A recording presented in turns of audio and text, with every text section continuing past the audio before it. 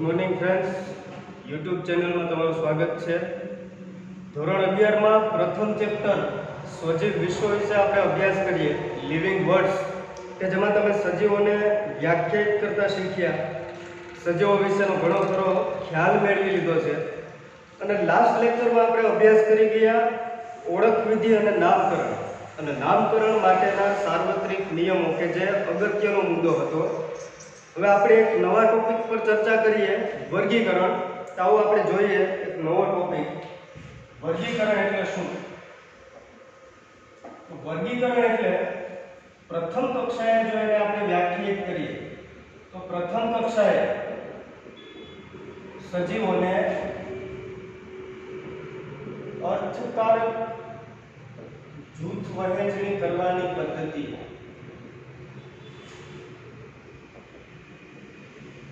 એટલે વર્ગીકરણ. પ્રથમ કક્ષાએ સજીવોને અર્થકારક જૂથ વહેંચણી કરવાની પદ્ધતિ એટલે કે સજીવોને વિવિધ સમુદાયોમાં કે જૂથમાં મૂકવાની પદ્ધતિ છે, એ પણ અર્થકારક રીતે. એટલે તેમના લક્ષણોને આધારે, તેમના લક્ષણોમાં રહેલી સમાનતા કે લક્ષણોમાં જોવા મળતી ભિન્નતાઓને આધારે તેમને અર્થ અનુસાર વહેંચણી કરવાની એક કાર્યાત્મક પદ્ધતિ છે, જેને વર્ગીકરણ તરીકે ઓળખીએ. અને જો વ્યાખ્યાના સ્વરૂપમાં આપણે લઈએ તો વર્ગીકરણ એક એવી કાર્ય પદ્ધતિ છે, વર્ગીકરણ એવી કાર્ય પદ્ધતિ છે કે જ્યાં સજીવોને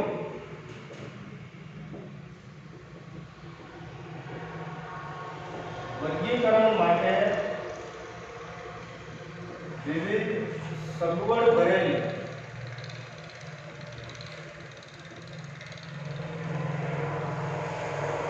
કક્ષાઓની વ્યવસ્થા,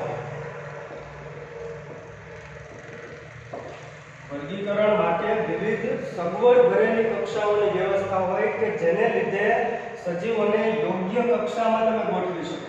આ પ્રકારની એક સુંદર ગોઠવણી કરવામાં આવતી હોય કે જેથી વર્ગીકરણને આધારે કેટલાક સજીવોનું જો નામકરણ ન થઈ શકતું હોય કે કેટલાક સજીવો વિશે આપણે ચોક્કસ જાણકારી ન મેળવી શકતા હોય, આવા સમયે તેમની પૂરી જાણકારી વર્ગીકરણને આધારે આપણે મેળવી શકીએ. તો હવે આ જે વ્યવસ્થા કરવામાં આવેલી હોય કક્ષા, તે પણ કે જે સરળતાથી નિરીક્ષિત કરી શકાય, સરળતાથી નિરીક્ષણ કરી શકાય તેવા લક્ષણો પર આધારિત હોય છે.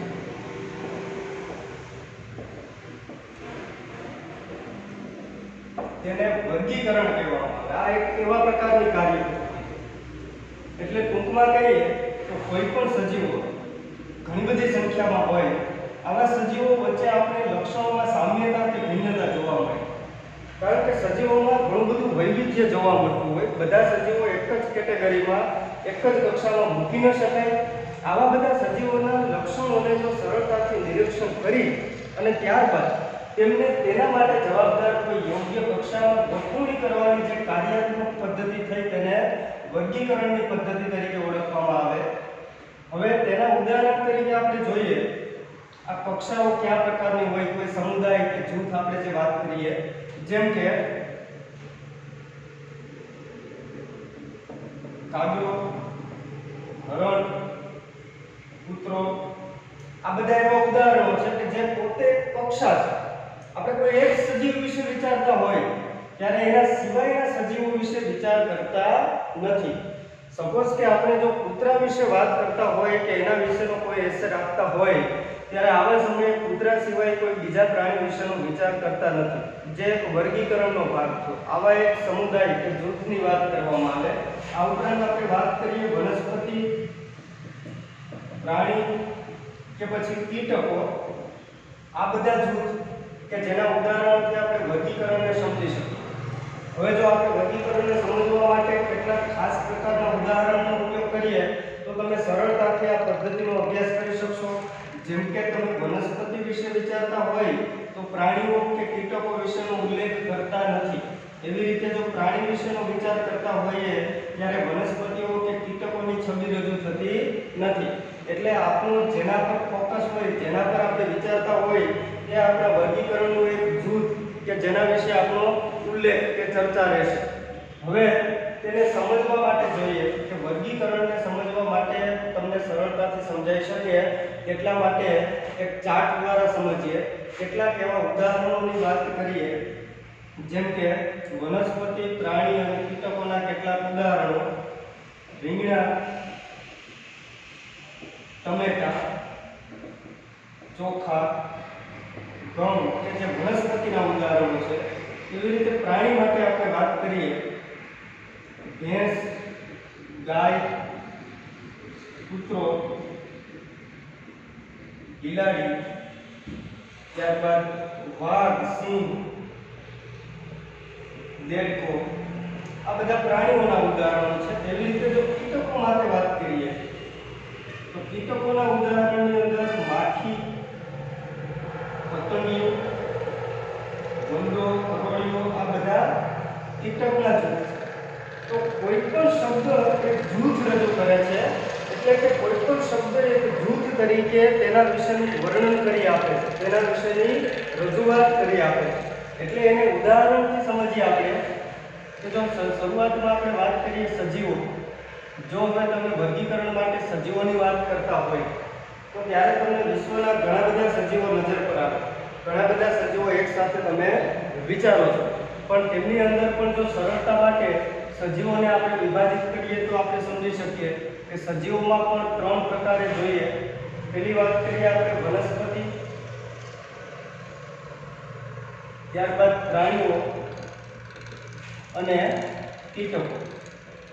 અભ્યાસની સરળતા ખાતર આપણે સજીવોને વધારે વર્ગીકૃત કરી દીધા કે 3 ભાગમાં છે: વનસ્પતિ, પ્રાણી અને કીટકો. હવે જો વનસ્પતિનું ઉદાહરણ લઈએ તો આપણે ઘણી બધી વનસ્પતિઓ નજરમાં આવે. રીંગણા, ટમેટા, ચોખા, ઘઉં જે આપણે ઉદાહરણો લીધા છે, આ બધી જ વનસ્પતિઓ વિશે આપણે વિચારતા છીએ. પરંતુ જ્યારે તમે વનસ્પતિ વિશે વિચારો ત્યારે પ્રાણીઓ વિશેનો ખ્યાલ આવતો નથી. એટલે વિચારોની સ્પષ્ટતા થઈ જાય. હવે વનસ્પતિમાં પણ જો ઉદાહરણ પ્રમાણે રીંગણા, ટમેટા, ચોખા અને ઘઉં આ બધા જ એકબીજાના જેવા નથી. એટલે કે રીંગણા અને ટમેટાને વિચારીએ ત્યારે ખબર પડે કે તે શાકભાજી માટેની વનસ્પતિઓ છે. પરંતુ ચોખા અને ઘઉં કે જેનો સમાવેશ શાકભાજીમાં ન થઈ શકે, એના લક્ષણો આ બંને ઉદાહરણો કરતાં થોડા ભિન્ન છે કે તે ધાન્ય પાકોની અંદર અનાજમાં સમાવેશિત છે. એટલે વનસ્પતિઓમાં પણ ફરીથી આપણે ડિવિઝન કરીએ, તેમાં છે શાકીય વનસ્પતિ અને ધાન્ય વનસ્પતિ, ધાન્ય પાક. હવે તમને વધુ સ્પષ્ટ કરી શકીએ કે શાકીય વનસ્પતિઓમાં કોનો વાત કરવામાં આવે?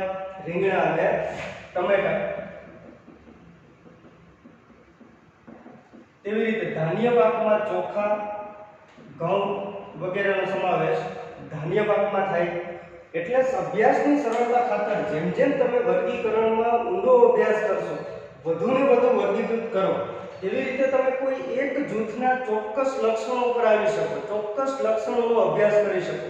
જેમ કે રીંગણા અને ચોખા વનસ્પતિ જ છે, છતાં પણ તેમના લક્ષણો વિશે વધુ જાણકારી મેળવ્યા પછી સમજ આવે કે વનસ્પતિમાં પણ રીંગણાનો સમાવેશ શાકીય વનસ્પતિઓમાં થાય અને ચોખાનો સમાવેશ ધાન્ય વનસ્પતિમાં થાય. આવી કેટેગરીઓમાં વિભાજિત કરવા માટે વર્ગીકરણની જરૂરિયાત હોય. જો આપણે પ્રાણીઓના ઉદાહરણથી વાત કરીએ તો તેમાંના મોટા ભાગના પ્રાણીઓ કે જેનો સમાવેશ સસ્તનમાં થાય. એટલે પ્રાણીઓમાં પણ આપણે વાત કરીએ તો તેના વર્ગમાં સસ્તન. તો સસ્તન વર્ગમાં સમાવેશ કરવો એટલે સસ્તનના લક્ષણો દેખાવા જોઈએ. આમની અંદર સસ્તનના કેટલાક ખાસ લક્ષણો જો જોવા મળતા હોય તો તે બધા પ્રાણીઓ અન્ય પ્રાણીઓ કરતાં જુદા પડશે. જેમ કે ભેંસ, ગાય, કૂતરો, બિલાડી, વાઘ, સિંહ, દરેક ત્યાં સુધીના બધા સસ્તન પ્રાણીઓ છે. સસ્તન કોને કહીશું? કે જ્યાં સજીવમાં બાહ્યકરણ પલ્લવ આવેલા હોય. બાહ્યકરણ પલ્લવની હાજરી જોવા મળે.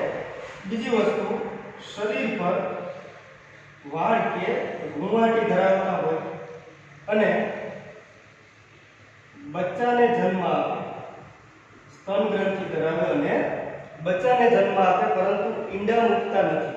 પક્ષીઓની માફક કે અન્ય પ્રાણીઓની માફક ઈંડા નથી મૂકતા, પરંતુ સીધો જ વિકાસ થવાને પરિણામે બચ્ચાને જન્મ આપે છે.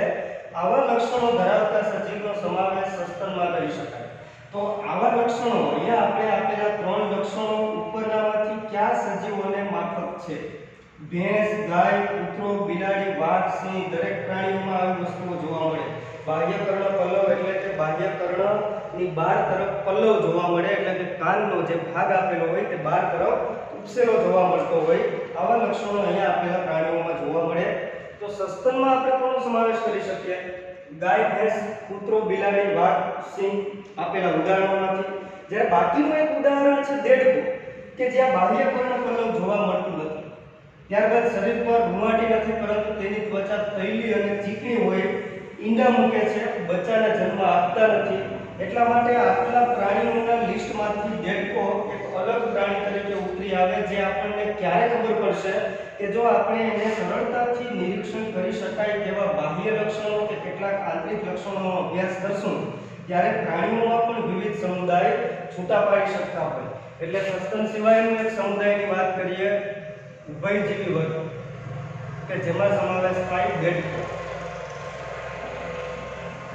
ઉભયજીવીનો અર્થ એવો થશે કે જે બંને પ્રકારનું જીવન ધરાવતા હોય, જમીન પર સ્થળ પર પણ રહી શકે અને જલજ એટલે કે પાણીમાં પણ રહી શકતા હોય. તો દેડકો આવું ઉભય પ્રકારનું જીવન ધરાવતું હોવાથી એક ઉભયજીવી વર્ગનું એક પ્રાણી છે. હવે આગળની કેટેગરીમાં આપણે વિચારીએ કે જો સસ્તન પ્રાણીઓ હોય તો સસ્તનમાં પણ અહીંયા કેટલાક એવા પ્રાણીઓ છે જેમ કે ગાય, ભેંસ, કૂતરો, બિલાડી, વાઘ, સિંહ.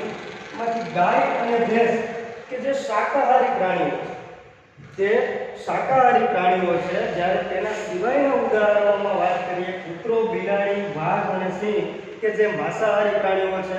એટલે અભ્યાસની સરળતા ખાતર હજુ વધારે તેમના ખોરાકના લક્ષણોને આધારે, તેમના આહારની ક્રિયાવિધિના લક્ષણોને આધારે આપણે ફરી પાછા 2 ભાગ પાડી શકીએ. તેમાં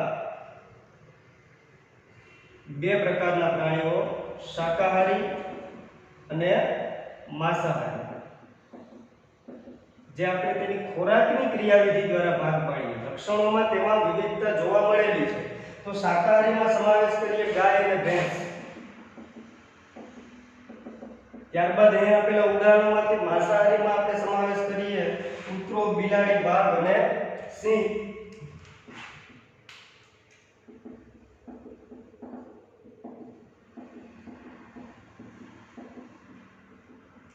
આવા બધા ઉદાહરણોનો અહીંયા સમાવેશ કરીએ. હવે બાકી વધેલા પ્રાણીઓની વાત કરીએ તો કીટકોમાં સમાવેશ થાય માખી, પતંગિયું, વંદો કે જે અન્ય વનસ્પતિ અને પ્રાણીઓના ઉદાહરણોથી તદ્દન ભિન્ન જોવા મળે. કીટકોની અંદર માખી, પતંગિયું અને વંદો જે આપણે આપેલા ઉદાહરણોમાંથી આપણે વર્ગીકૃત કરીએ. તો આપેલા બધા જ ઉદાહરણોને આપણે સરળતાથી સમજી શકીએ એ માટે બનાવેલો એક ચાર્ટ કે જે વર્ગીકરણ છે. વર્ગીકરણને આધારે તમે કોઈ પણ સજીવના ફક્ત નામને આધારે તેની જાણકારી મેળવી શકો. જેમ કે આપણે વાત કરીએ વાઘની વાત કરીએ તો એકદમ સરળ થઈ ગયું કે વાઘ જેનો સમાવેશ પ્રાણીમાં થાય. જેમ કે આવું બધાને ખબર હોય, પરંતુ વર્ગીકરણ સમજવા માટે થઈ અને આપણે કેટલાક એવા સરળ ઉદાહરણનો ઉપયોગ કરીએ કે વાઘનો સમાવેશ પ્રાણીમાં થાય, વનસ્પતિ અને કીટકો કરતાં તે ઘણું બધું ભિન્ન હશે. એવી જ રીતે ગાય અને વાઘ બંને પ્રાણીઓ છે, છતાં પણ 2 પ્રાણીઓ એકબીજાથી લક્ષણોમાં સમાનતા કરતાં ભિન્નતા વધુ ધરાવતા હોય, એટલે પ્રાણીમાં સમાવેશિત હોવા છતાં પણ તેમના જૂથ અલગ અલગ છે. અહીંયા આપણે વનસ્પતિ, પ્રાણી અને કીટકોના ઉદાહરણથી વર્ગીકરણમાં સમાવેશિત દરેક જૂથ વિશેની વાત કરી ગયા. એ દરેક જૂથને કક્ષા તરીકે ઓળખવામાં આવે. એટલે કે વનસ્પતિ, પ્રાણી, કીટકો દરેક કક્ષા છે. ત્યારબાદ તેની નીચે તરફ જોઈએ તો વનસ્પતિમાં શાકીય અને દાનીય બંને કક્ષાઓ છે. તેવી રીતે પ્રાણીમાં સસ્તન અને ઉભયજીવી પણ કક્ષા છે. તેવી રીતે શાકાહારી અને માંસાહારી પણ કક્ષા છે. હવે એમના ઉદાહરણોની વાત કરીએ કે શાકીયમાં રીંગણા, ટમેટા, અહીંયા ચોખા અને ઘઉં પણ કક્ષા છે. તેવી રીતે ગાય, ભેંસ, કૂતરો, બિલાડી, વાઘ દરેકને એક કક્ષા તરીકે રજૂ કરવામાં આવે. અભ્યાસની સરળતા ખાતર આ દરેકને એક કક્ષા શબ્દ તરીકે રજૂ કરવામાં આવે. એટલે અહીંયા જૂથ શબ્દ ખરેખર એક કક્ષા રજૂ કરે છે। તેવી રીતે વૈજ્ઞાનિક રીતે આ દરેક કક્ષાઓને વર્ગકો તરીકે ઓળખવામાં આવે। વૈજ્ઞાનિકો દ્વારા દરેક કક્ષાઓને વર્ગકો તરીકે રજૂ કરવામાં આવે। એટલા માટે આપણે કક્ષાના સ્થાન પર વર્ગક શબ્દ પણ રજૂ કરીએ, એટલે કે ધાન્ય, શાકીય, વનસ્પતિ આ દરેક કક્ષા પણ છે અને એક વર્ગક પણ છે। આવા બધા વર્ગકો સાથે મળી અને વર્ગીકરણ થઈ શકે। એટલા માટે વર્ગીકરણની જો વ્યાખ્યા આપણે બીજી રીતે આપીએ તો સજીવોને વિવિધ લક્ષણોને આધારે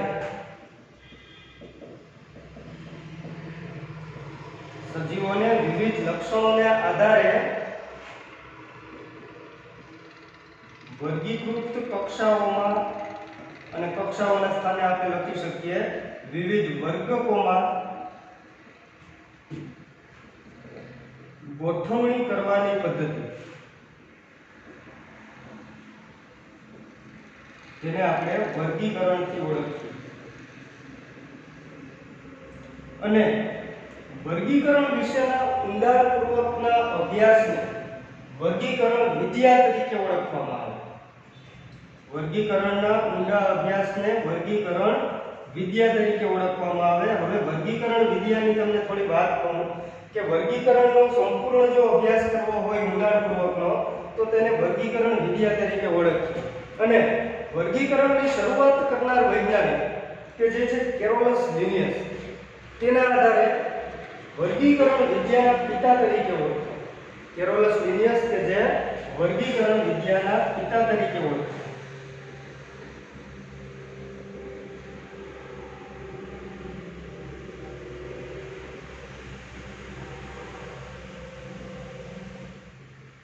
કારણ કે તેમણે વર્ગીકરણનો ઊંડાણપૂર્વકનો અભ્યાસ કરેલો છે અને વર્ગીકરણની શરૂઆત કરેલી છે। આમ તો વર્ગીકરણને જુદા જુદા ચરણોમાં વિભાજિત કરવા માટે ઘણા બધા વૈજ્ઞાનિકોનો ફાળો છે, પરંતુ કેરોલસ લિનિયસ દ્વારા તેમને વ્યવસ્થિત રીતે સરળ રીતે વર્ગીકૃત કરવાની સરળ રીતો આપેલી છે। હવે આપણે આગળ વાત કરીએ કે આ વર્ગીકરણ વિદ્યાનો જો અભ્યાસ કરવો હોય તો વર્ગીકરણના અભ્યાસ માટે કેટલીક બાબતો જરૂરી છે। વર્ગીકરણના અભ્યાસ માટેની મૂળભૂત બાબતોની ચર્ચા કરીએ તો વર્ગીકરણના અભ્યાસની મૂળભૂત બાબતો એટલે તેમાં સમાવેશ થાય નામકરણ, આપણે અગાઉ જોઈ ગયા તેવી રીતે નામાધિકરણ, ત્યારબાદ ઓળખ વિધિ, લક્ષણીકરણ, આવી કેટલીક બાબતો કે જે વર્ગીકરણ માટે મૂળભૂત અભ્યાસની બાબતો છે। એટલે તમે નામકરણ વિશે જાણતા હોય, ઓળખ વિધિ વિશે જાણતા હોય, લક્ષણીકરણ વિશે જાણતા હોય અને છેલ્લું કે તેના વિશે વર્ગીકરણ વિશેનો પણ જો અભ્યાસ તમે જાણતા હોય તો વર્ગીકરણ વિદ્યાનો તમે સંપૂર્ણ અભ્યાસ કરી શકો। આટલી મૂળભૂત બાબતો આ હતા। હજુ વર્ગીકરણના કેટલાક ઉદાહરણો જો આપણે સમજીએ તો એમાં આપણે હજુ વધારે સ્પષ્ટતા માટે કૂતરા વિશે જો ચર્ચા કરીએ કે જ્યારે તમે કૂતરા વિશેનો વિચાર કરતા હોય ત્યારે આપણે બિલાડી વિશેની વાત કરતા નથી। આ સમયે તમારે સમક્ષ કૂતરાની છબી રજૂ થઈ છે, એટલે ફક્ત એના વિશેનો લક્ષણોનો અભ્યાસ થઈ શકે। એવી રીતે કૂતરામાં પણ દરેક કૂતરાઓનો સમાવેશ તે એક જૂથમાં થાય, પણ એની અંદર પણ જો વિવિધ કક્ષા રજૂઆત કરવી હોય તો કૂતરાની કેટલીક જાતિઓ જેમ કે ડાલ્મેશિયન, આલ્સેશિયન છે, ત્યારબાદ જર્મન શેફર્ડ, આ બધી જુદી જુદી જાતિઓ છે કૂતરાની કે જેને આપણે વિભાજિત કર્યા બાદ તે દરેક જાતિઓ પણ તેની એક કક્ષા કે જૂથ તરીકે ઓળખવામાં આવે, તે પણ એક વર્ગક છે। હવે આપણે આગળ વાત કરીએ કે શરૂઆતમાં પણ વર્ગીકરણની પદ્ધતિનો ઉલ્લેખ થતો। શરૂઆતના સમયમાં એટલે આપણે વાત કરીએ છીએ આદિ માનવની કે જ્યારે માનવીઓની શરૂઆત થઈ પૃથ્વી પર, ત્યાર પછીથી તેઓનો ફક્ત એક જ અભ્યાસ હતો। પોતાની ઉપયોગિતા આધારે તેઓ વર્ગીકરણ કરતા શીખ્યા, એટલે કે પોતાને પ્રાણીઓને આધારે જે તે જરૂરિયાત જો પોતાની પૂર્તિ થઈ શકતી હોય એવા પ્રાણીઓની ઉપયોગિતા વિશે તેઓ શીખતા અને આવા પ્રાણીઓનો ઉપયોગ કરતા. એટલે શરૂઆતમાં વર્ગીકરણની પદ્ધતિઓ નહોતી, પણ વર્ગીકરણ થતું કંઈક આવી રીતે કે શરૂઆતમાં માનવી પોતાની પાયાની જરૂરિયાત જેવી કે રોટી કપડાં મકાન એટલે કે ખોરાક, તેમના પહેરવા ઓઢવાની વ્યવસ્થા અને આહારના એટલે કે આશ્રયના સ્ત્રોત માટે તેમની ઉપયોગિતા આધારિત તેમનું વર્ગીકરણ. ફક્ત પાયાની જરૂરિયાત શોધતો હતો, જેવી રીતે ખોરાકની વાત કરીએ, આહારની, ત્યારબાદ તેમના પહેરવા ઓઢવા,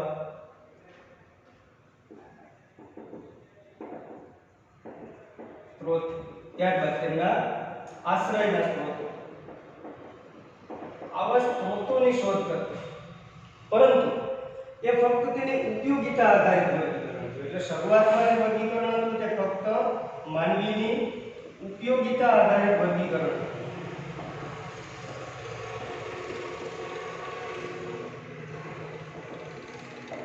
અને ત્યારે તેની જરૂરિયાત હતી એટલા માટે ફક્ત ઉપયોગિતા આધારિત વર્ગીકરણની શરૂઆત થઈ. ત્યારબાદ આ માનવી ફક્ત પોતાના ઉપયોગોને રસ દાખવતો નહોતો, પરંતુ ધીમે ધીમે આ માનવી પ્રાણીઓ સાથે સંબંધ કેળવતો. પછીથી માનવી પ્રાણીઓના ફક્ત ઉપયોગ આધારિત નહીં, પરંતુ પ્રાણીઓ વચ્ચે સંબંધ કેળવે છે અને એને આધારે તેમાંથી કેટલાક ઉદ્યોગોની શરૂઆત, જેમ કે પ્રાણીઓ વચ્ચે સંબંધ કેળવવાથી પશુપાલનનો ઉદ્યોગ, ત્યારબાદ મરઘાપાલન, મધમાખી ઉછેર, આવા બધા ઉદ્યોગોની શરૂઆત જ્યારે માનવી ફક્ત પોતાના ઉપયોગો આધારિત વર્ગીકરણ ન કરતા કેટલીક અન્ય બાબતોમાં રસ દાખવતો થયો અને જેને પરિણામે પ્રાણીઓ સાથે સારા સંબંધો કેળવે છે, પ્રાણીઓની વચ્ચે રહી અને પ્રાણીઓના દ્વારા ઉપયોગમાં લેવાતી, પ્રાણીઓ દ્વારા નિપજ જે મળતી હોય છે તેનો ઉપયોગ કરતો થયો. એટલે ત્યારબાદ તેના આધારે પશુપાલનનો ઉદ્યોગ વિકાસ પામે કે જેમાંથી પછી ડેરી ઉદ્યોગ ને એ બધી વ્યવસ્થાઓ કરવામાં આવતી હોય. પરંતુ આ બાબતની જે શાખા હતી, સંબંધ કેળવતો થયો, તેની જે શાખા છે કે જેના અભ્યાસ આપણે કરવામાં આવતું હોય પદ્ધતિસરનું વિજ્ઞાન.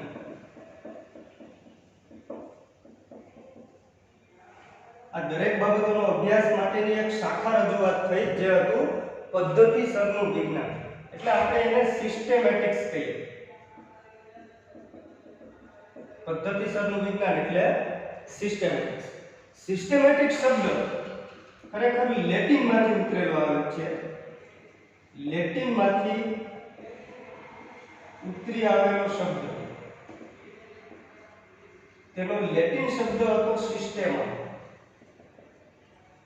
લેટિન શબ્દ છે સિસ્ટેમા, એટલે કે પદ્ધતિસરનું. સજીવોની પદ્ધતિસરની ગોઠવણી સિસ્ટેમા તરીકે ઓળખાય. તેના પરથી પદ્ધતિસરનું વિજ્ઞાન એટલે કે સિસ્ટેમેટિક્સ જે એક વિજ્ઞાનની નવી શાખા છે કે જ્યાં સજીવો અને પ્રાણીઓ એકબીજા સાથે સિસ્ટેમેટિક એટલે કે પદ્ધતિસર રીતે કઈ રીતે સંકળાયેલા હોય અને કઈ રીતે તેનો ઉપયોગ કરવામાં આવે તેને આધારે એક વર્ગીકરણ હતું કે જેના વિશે જેમ જેમ ઊંડાણપૂર્વકનો અભ્યાસ થતો ગયો અને ત્યારબાદ એની શરૂઆત કરનાર વૈજ્ઞાનિક લિનિયસ કે જેને પોતાનું એક પુસ્તક એટલે કે પ્રકાશન રજૂ કર્યું અને તેના દ્વારા પ્રકાશિત થયેલ પ્રકાશન કે જેનું શીર્ષક રાખેલું હતું સિસ્ટેમા નેચર. એનું શીર્ષક ટાઇટલ રાખેલું હતું સિસ્ટેમા નેચર, એટલે પ્રકૃતિના સજીવોની પદ્ધતિસરની ગોઠવણી. ત્યારબાદ આ પદ્ધતિસરની વિજ્ઞાનની સતત ઊંડાણપૂર્વકનો અભ્યાસ થતો ગયો અને તેનો વ્યાપ વધતો ગયો. તેવી રીતે પછીથી તેમાં વર્ગીકરણનો સમાવેશ કરવામાં આવે, લક્ષણીકરણનો સમાવેશ કરવામાં આવે, નામકરણ અને ઓળખ વિધિનો પણ સમાવેશ થયો. એટલે વર્ગીકરણ એકદમ સરળ રીતથી સમજી શકાય તેવું બની ગયું. હવે આગળ આપણે અભ્યાસ કરીએ કે આ વર્ગીકરણ આપણે જોઈ ગયા કે તેમની કક્ષાઓ શું કહેવા માંગે છે, અને કક્ષાઓ દ્વારા વર્ગીકરણને ચાર્ટ દ્વારા આપણે સમજી ગયા એવી રીતે આપણે જોવાનું છે કક્ષાઓને આધારે તે ટોપિક છે વર્ગીકરણની કક્ષાઓ. વર્ગીકૃત થયેલી વર્ગીકરણની કક્ષાઓ વિશે આપણે વાત કરીએ તો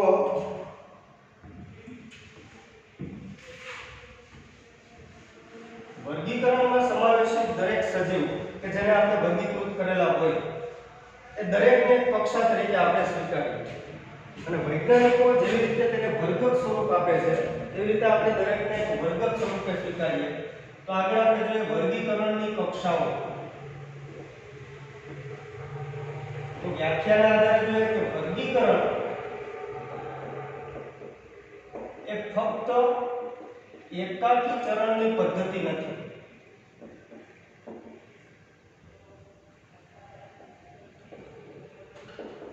પરંતુ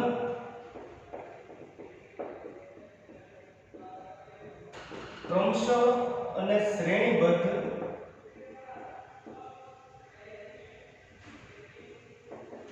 દર્શાવાતી ચરણોની પદ્ધતિ છે. એટલે એનો અર્થ એવો છે કે વર્ગીકરણ એ ફક્ત એક જ ચરણની પદ્ધતિ નથી. એટલે આપણે વાત કરી દઈએ કે વનસ્પતિ તો એમાં બધી જ વનસ્પતિઓ એના લક્ષણોમાં સમાન છે આવું જરૂરી નથી હોતું. એટલા માટે ફક્ત એક ચરણથી આપણે વર્ગીકરણ ન કરી શકીએ, પરંતુ ચરણોની એક ક્રમશઃ અને શ્રેણીબદ્ધ રચના છે કે જ્યાં તેની અંદર સમાયેલી બધી જ કક્ષાઓને ચરણોને આધારે ક્રમશઃ ગોઠવવામાં આવતા હોય, હરોળ સ્વરૂપ રજૂ કરવામાં આવતા હોય ત્યારે તે વર્ગીકરણ છે. એટલે કે ક્રમશઃ અને શ્રેણીબદ્ધ રીતે દર્શાવવામાં આવતી ચરણોની પદ્ધતિ છે. એક ઉદાહરણથી આપણે સમજીએ કે જો આપણે વાત કરીએ કોઈ કીટક માટે, વંદા માટેની વાત કરતા હોય તો શરૂઆતમાં એનો સમુદાય છે સંધિપાદ, ત્યારબાદ સંધિપાદની અંદર સમાવેશ થાય તેનો વર્ગ કીટક. કીટકમાં આપણે કોઈ સમાવેશ કરીએ તેનું સજીવ જેમ કે વંદુ, તો તેના માટે આપણે જોઈએ કે સંધિપાદ કે જે પ્રાણી છે તેની સૃષ્ટિ પ્રાણી છે, પણ પ્રાણીની વાત કરતા વંદો એક પ્રાણી છે આટલાથી ઇનફ નથી. એટલે તેને વ્યવસ્થિત વર્ગીકરણમાં લેવા માટે તેમના ક્રમબદ્ધ ગોઠવાયેલા ચરણો કે કક્ષાઓની વાત કરતા હોય તો જેમ જેમ તેની કક્ષાઓ વિશેનો આપણે અભ્યાસ કરતા જઈએ એટલે તેના વિશેના દરેક લક્ષણો વિશેની સંપૂર્ણ માહિતી મેળવી શકીએ. તે છે પદ્ધતિસર કરેલું વર્ગીકરણ. એટલે વંદો એક કીટક છે કે જે સંધિપાદ સમુદાયમાં છે કે જે સાંધાવાળા ઉપાંગો ધરાવતું હોય અને એવું એક પ્રાણી છે. એટલે આપણે કોઈ પણ કીટક માટે વાત કરીએ તો આપણે કીટકનું એક સામાન્ય લક્ષણ નજરમાં આવે તે હતું કે કીટકો 3 જોડ સાંધાવાળા ઉપાંગો ધરાવે છે. એટલા માટે આપણે એને સંધિપાદ કહીએ. 3 જોડ સાંધાવાળા ઉપાંગો ધરાવે છે એટલે કે 6 પગ ધરાવતા હોય ઓછામાં ઓછા, અને આવા 6 પગ કે જે દરેક સાંધાવાળા હોય છે. એટલે પગમાં એક કે વધારે સાંધા આવેલા હોય છે, એટલા માટે તે સાંધાવાળા ઉપાંગો ધરાવતું પ્રાણી એટલે કીટક સંધિપાદ સમુદાયનું પ્રાણી છે. તો તેના વિશેના લક્ષણથી આપણે જો પરિચિત હોય તો પ્રાણીમાં સંધિપાદમાં કીટકનો સમાવેશ કરીએ અને વંદો આવા બધા જ લક્ષણો ધરાવતા હોવાથી તેનો સમાવેશ આપણે કીટકમાં કરીએ, નહીં કે કોઈ બીજા વર્ગમાં. એવી રીતે આપણે વર્ગીકરણને સમજવા માટે વર્ગીકરણના ઉચ્ચ કક્ષાથી લઈને નીચલી કક્ષાઓ સુધીનો અભ્યાસ કરવો પડે તો સરળતાથી કોઈ પ્રાણી વિશેના લક્ષણોનો અભ્યાસ થાય. જેમ કે તેમની જે કક્ષાઓ છે તેની વાત કરીએ તો આવી કક્ષાઓ એટલે કે આપણે અહીંયા વાત કરેલી કે શ્રેણીબદ્ધ ચરણોની વાત કરવામાં આવતી હોય તો કક્ષાઓ એટલે કે તેનું દરેક ચરણ એ હરોળ કે કક્ષા સ્વરૂપે રજૂ થાય.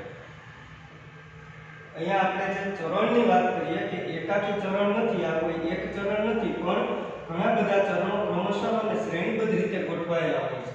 તેવા દરેક ચરણને આપણે હરોળ કે કક્ષા સ્વરૂપે રજૂ કરીએ. એટલે પ્રાણી એક હરોળ, સંધિપાદ પણ હરોળ છે, કીટક પણ હરોળ છે, વંદો પણ હરોળ કે કક્ષા છે. હવે આ હરોળ કે કક્ષા માટે આપણે વર્ગક શબ્દ વાપરી શકીએ, જે આપણે અગાઉ જોઈ લીધું. વૈજ્ઞાનિકોએ આપેલું એક જૂથ એટલે કે વર્ગ. તો આ દરેકને વર્ગક તરીકે ઓળખી શકીએ. એટલે અહીંયા વર્ગીકૃત કક્ષા કોને કહેવાય? વર્ગીકૃત કક્ષા એટલે શું? તો જો કક્ષા કે વર્ગ બધી જ દ્રષ્ટિએ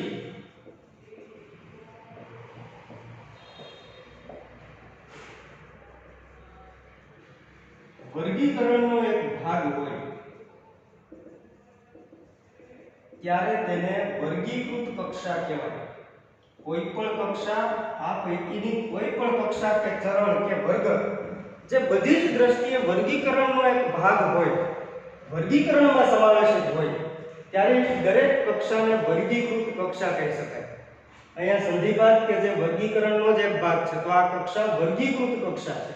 હવે આગળ આપણે વાત કરીએ તો અહીંયા વર્ગકને એક એકમ તરીકે લઈએ. વર્ગકને એક એકમ તરીકે રજૂ કરીએ છીએ. એકમ તરીકે રજૂ કરવાનો અર્થ એવો છે કે જ્યારે આપણે કોઈ એક વર્ગક કે ચરણની વાત કરતા હોઈએ ત્યારે તેની સાથે સંકળાયેલા બીજા ચરણોનો અભ્યાસ નથી થતો, પરંતુ કે તેની સાથે સંકળાયેલા હોય, એટલે કે આપણે બંધાની વાત કરતા હોય ત્યારે આપણે તેની સાથે સંકળાયેલા સજીવો વિશેનો અભ્યાસ હોય, તેની સાથે સંકળાયેલી કક્ષાઓ વિશેનો અભ્યાસ આપણે કરતા હોય, પણ બંધો એ અન્ય પ્રાણીઓથી કઈ રીતે જુદો પડે છે તેનો સરળતાથી અભ્યાસ કરી શકીએ. એટલે ત્યારે આપણા માટે બંધો એક એકમ બને છે.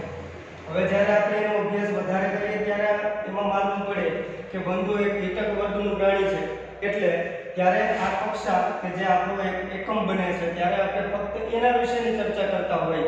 આમ દરેક કક્ષા પોતાનું સ્પષ્ટ પોતપોતાની રીતે વ્યાખ્યાયિત થઈ શકતી હોય. હવે આગળ આપણે જોઈએ કે આવી બધી રચનાઓ સમજવા માટે, અભ્યાસની સરળતા માટે આપણે સૃષ્ટિથી લઈ અને જાતિ સુધીના વર્ગો નો અભ્યાસ કરવો પડે. સૃષ્ટિથી લઈ અને નિમ્ન કક્ષામાં જાતિ સુધીના વચ્ચે આવતા પ્રત્યેક વર્ગો, કક્ષાઓ કે ચરણો કહીએ તેનો અભ્યાસ કરવો પડે કે જે કઈ રીતે બનેલા હોય. તો શરૂઆતમાં છે સૃષ્ટિ. સૃષ્ટિમાં સમાવેશિત થાય સમુદાય કે વિભાગ. વિભાગમાં સમાવેશિત થાય છે વર્ગ. પછી તેના પછી નિમ્ન કક્ષામાં શ્રેણી,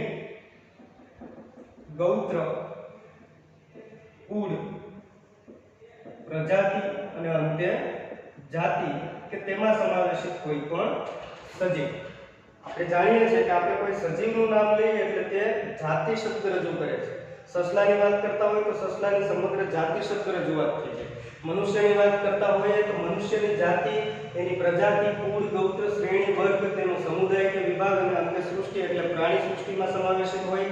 આ દરેક એકાકી ચરણ નથી, પરંતુ ચરણોની ક્રમશઃ અને શ્રેણીબદ્ધ રીતે ગોઠવાયેલી રચના છે કે જેમાં આપણે કોઈ પણ સજીવ વિશેનો સરળતાથી અભ્યાસ કરીએ. એટલે આવા બધા જ ચરણો વિશે તમે જો જાણતા હોય, તેનાથી તમે પરિચિત હોય તો વર્ગીકરણ ખૂબ જ સરળ પદ્ધતિ છે. તો આવી રીતે તમે કોઈ પણ પ્રાણી કે વનસ્પતિ કે કીટકોનો અભ્યાસ તેને ક્રમશઃ ગોઠવાયેલી ચરણોને આધારે કરી શકીએ. હવે આગળ આપણે જોવાનું છે કે આ વર્ગીકરણની જે કક્ષાઓ હતી તે દરેક કક્ષાઓ એક વર્ગક તરીકે રજૂ થતી હોય, એટલે એના વિશેનો આપણે દરેક વર્ગક વિશેનો સ્પષ્ટ અભ્યાસ કરવો પડે. તો આપણે નીચલા ક્રમથી ઉપરના ક્રમ સુધીના દરેક સજીવોનો અભ્યાસ કરશું કે જેમાં સમાનતા કે ભિન્નતાઓને આધારે વર્ગીકરણ કરવામાં આવતું હોય. જાતિ શબ્દ એટલે નાનામાં નાનો વર્ગ છે. જાતિ જે નાનામાં નાનો એકમ કે જ્યાં સૌથી ઓછી ભિન્નતા જોવા મળે અને સૌથી વધારે લક્ષણોમાં સામ્યતા જોવા મળે.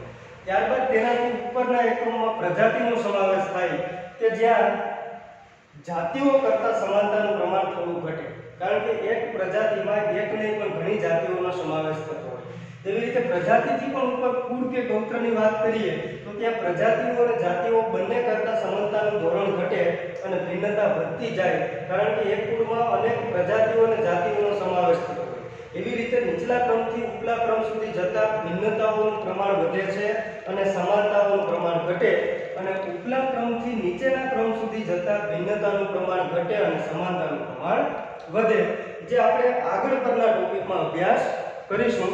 Thank you.